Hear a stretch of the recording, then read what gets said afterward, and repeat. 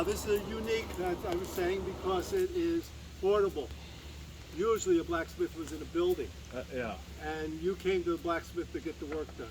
But here in a camp like this, the blacksmith followed the troops. The blacksmith was in charge of iron and steel, a very integral material that tools were made from.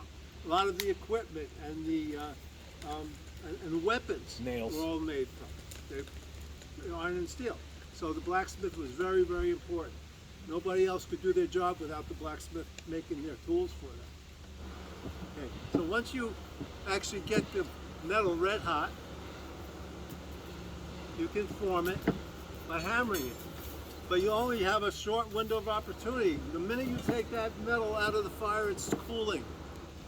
A thin piece of metal like I'm heating up right now, I'm only going to get seconds to work on it. So I have to work quickly.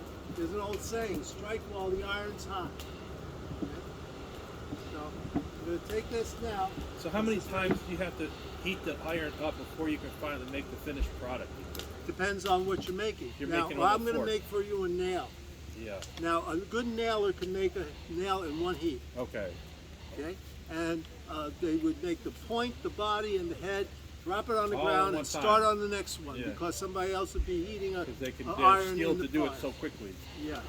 And they were very skilled, and they were very practiced. Yeah. Okay? They did it all day That's long, how they 10 did it all hours a day day. long. Fair enough. Okay? So I'm going to make a nail for you. I'm not going to make it in one heat. Okay. I'm going to make it in 3 heats, because there's 3 you parts. need more practice. Yep, and I want you to see each step along the way. Because if I did it that fast, you would not see it. I see. Like the quickest draw in the West. You don't see it. Okay, so I'm going to make a point at the end of this bar.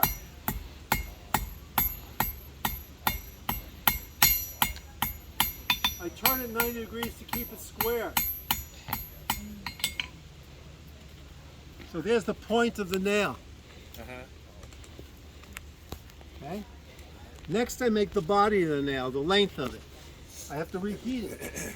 Like I said, you strike while the iron's hot. By the way, this is my apprentice Connor. I'm Ralph. And like I said, we're portraying the British blacksmiths. The British blacksmiths here probably would not be making nails. They would get casks, barrels of nails sent over from England. Is that coal?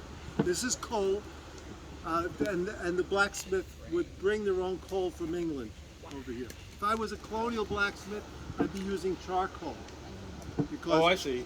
So there's you're no not portraying coal a in- colonial, you're portraying an English blacksmith. I'm portraying a British blacksmith, that's correct. British. But he's dressed like a colonial. Now, He's a prisoner, I guess. nah. Okay, so we're gonna take this now. Now I'm going to make the body of the nail. What did you see that the colonials used instead of coal? Charcoal. Charcoal. Oh.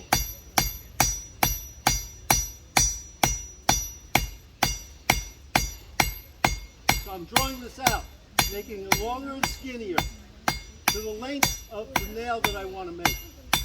And I make nails by request.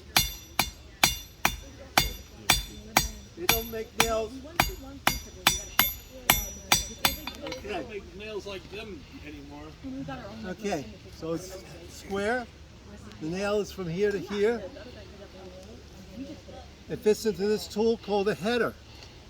And that's to make the head of the nail. So now I have to cut this off and hammer the head. Okay? So I cut it off with a tool, and I make my own tools. Okay? This is called a hardy. Has a sharp edge on the top here. It fits into the anvil.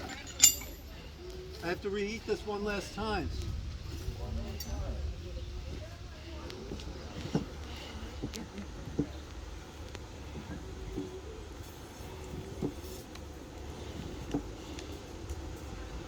So a blacksmith would start out at the age of 8 years old as an apprentice and work for 10 years to learn the skills of blacksmithing, to become good at it. And then they could go out and make a living.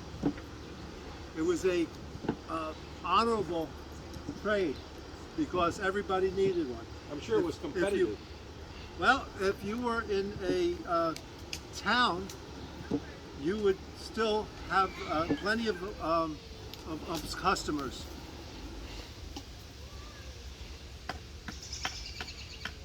And that's what happens when you don't pay attention and you talk. That whole piece just burnt up. I reached the actual melting temperature of the metal, over 2,300 degrees. Wow. So I have to restart the whole thing.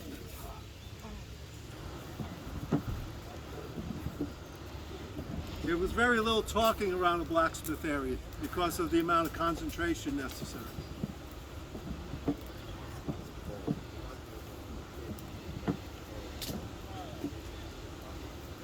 Okay, so I'm going to make the point. Begin with.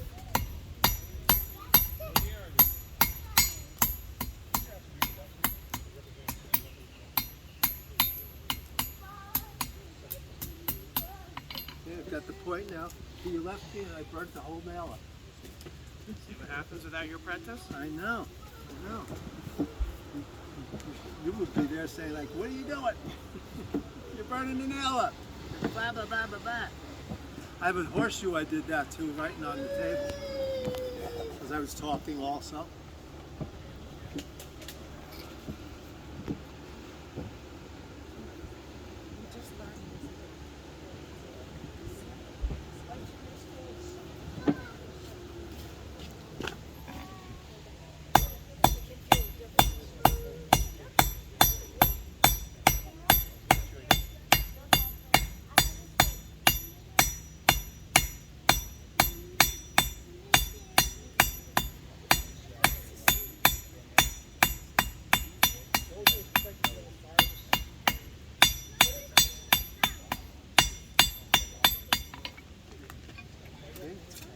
Now it's ready to be cut off again.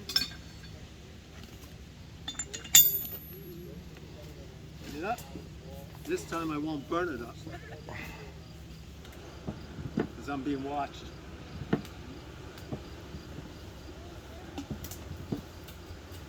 So when I cut it off, I'm not going to cut it off all the way. If I cut it off all the way, it's going to fall on the ground and I'll be chasing a hot piece of metal on the ground. I'll cut it off almost all the way and then put it into the header and break it off the rest of the way by bending it back and forth.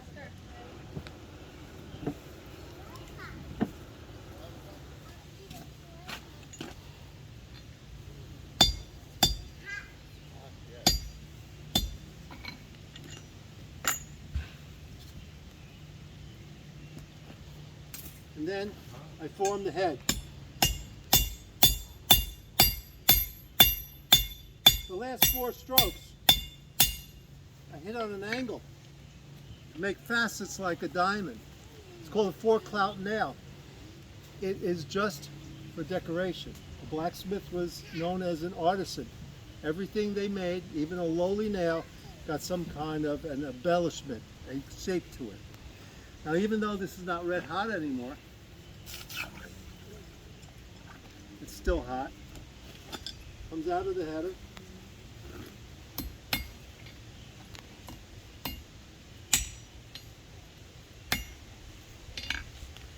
Pass that around.